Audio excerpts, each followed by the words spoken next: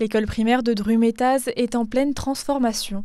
Sur les près de 300 élèves que comptent la maternelle et la primaire, 200 mangent régulièrement à l'école. Pour répondre à la demande, malgré des locaux trop petits, le personnel s'organise et propose certains midis jusqu'à 3 services. Des travaux sont en cours pour agrandir le restaurant scolaire, une extension pour laquelle la commune a pu s'appuyer sur l'aide de la région. Sur les 1,4 million qu'on dépense à la cantine, il y a environ 350 000 € d'argent complémentaire qui est apporté par le département et la région. Et sous réserve de dire une bêtise, je crois que la région apporte à peu près 130 000 € dans ce projet-là. Autre commune, mais l'idée reste la même. À Puny-Châtenot, la mairie peut se réjouir de la construction d'un bâtiment dédié à la petite enfance, accolé à l'école primaire. Une extension qui permettra, à terme, de doubler la capacité d'accueil des enfants.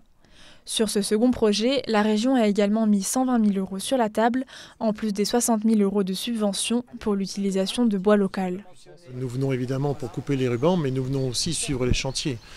Parce qu'à travers ces chantiers, nous démontrons que l'investissement qui est consacré à ces communes, c'est avant tout de l'emploi. C'est de l'emploi de nos entreprises locales, mais c'est aussi l'utilisation du bois de nos massifs forestiers, notamment des Alpes.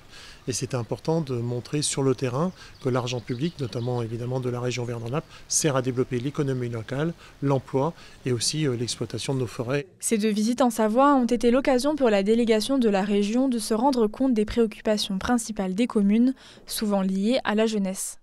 Majoritairement, ce qui ressort en fait, lorsqu'on a fait le tour de piste des communes pour savoir quel dossier elles voulaient qu'il y ait un financement de la région, très souvent, ce sont les écoles, parce que finalement, ça fait partie de leur patrimoine le plus important à gérer.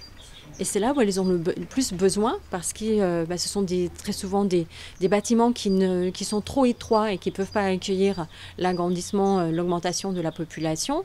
Et puis, il y a ces nouvelles contraintes climatiques où il faut davantage aussi travailler sur l'enveloppe thermique des bâtiments. En attendant, les travaux se poursuivent. La livraison du restaurant scolaire est prévue pour Pâques et la crèche de Puny devrait être terminée pour la rentrée 2024.